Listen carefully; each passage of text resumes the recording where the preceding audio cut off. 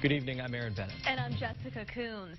People in Clarksburg debated at a township meeting tonight over a historic schoolhouse that burned down. This is a follow-up to a story we brought you on Sunday. The two-room schoolhouse was more than 125 years old and was the last two-room schoolhouse in the state that was still standing. At the meeting tonight, some wanted to know why the building is now just a pile of rubble.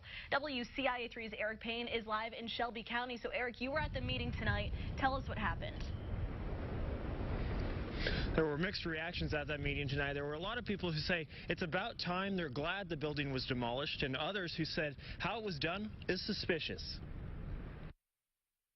Last Sunday, trustees were seen emptying the building. The next morning, officials called the Shelbyville Fire Department to let them know about a controlled burn happening near it. About an hour later, it was up in flames. The fire department says it looked like an ember from the nearby controlled burn landed on the schoolhouse, which trustees admitted they had torn down that morning. Those whose families worked to get the schoolhouse on the National Register wish they would have been told it was coming down. I still wish that they would have come up with a date of when it was actually going to come down, but I think it was good for them to hear all sides of it. The township attorney says he's seen our coverage and says there were serious charges in it, but wouldn't address them. I spoke with the EPA today. They said there wasn't a controlled burn permit given to the township, and there also wasn't a 10-day demolition notice submitted to the agency. Officials at the meeting admitted to demolishing it without notifying the EPA.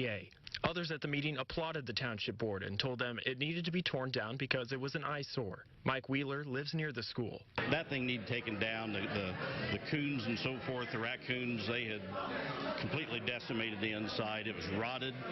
Everyone knew they couldn't get money. He says it's time for people to move on. That we've done what needed to be done. The building's down. We tried our best to save it.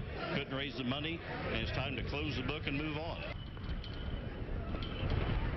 Township officials say they never received any state or federal funding for the schoolhouse. They say they tried for about 20 years to get grants, but the funding was never available, and it was going to cost too much to try to restore. A lot of people at the meeting say they want to try and get a monument to where that schoolhouse used to be. Live in Shelby County, Eric Payne, WCIA3, your local news leader. All right, Eric, thank you for that follow-up.